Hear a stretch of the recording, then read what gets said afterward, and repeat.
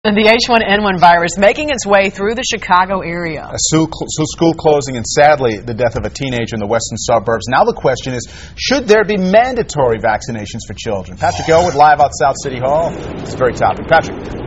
Good morning. Dr. Terry Mason, the city's health director, says 54,000 swine flu shots should be coming any day now. Ultimately, the city's set to get about 2 million. Before the health committee yesterday, Alderman George Cardenas raised the question, should the kids be made to get mandatory shots? This gentleman here to my right, Alderman Bob Fioretti, he is on that committee. He was there yesterday and he weighed in as well. What do you think of that idea, Alderman? You know, I think we ought to step back a little bit. We have to determine whether we have colds versus the seasonal flu versus the H1N1 virus, and take a hard look at what we're doing. The one thing about children being vaccinated, children under 10 need 2 vaccinations within a 4-week interval. So we're imposing a lot upon parents, and with these mandatory type inoculations. Good, I can't even get the words out at this hour. It's early. Inoculation. I need another coffee, and I know everyone's been up for quite a while here, but it's serious then, and it should be a parental decision. Okay. Flu is, let's just use common sense.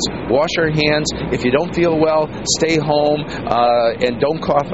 Cough in your armpits, as we've been saying all along. So let's use common sense here. It's not a money issue; it's a principle issue. You should think that the parents should be allowed to make this decision, not any government entity. And I think it is up to the parents, and we don't know the impact or what the long-range results of this inoculation is at this point, and see what happens here.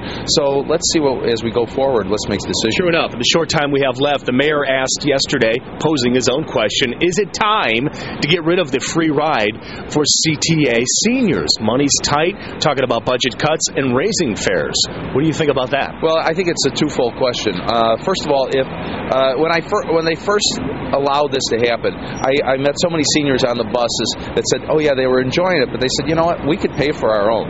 And so if you can afford it, then maybe you can pay for it. But if you can't afford it, let's have free rides for those seniors. And you know what, that income test is really something that's open and it's got to be analyzed. And let's not take away right away, because it could impact our seniors all the way across this city. Alderman Bob Fioretti, our thanks to you. Continued success as well. Thank you. You take care. Okay, guys, it's the situation from here outside City Hall. Throw it back to you in the studio.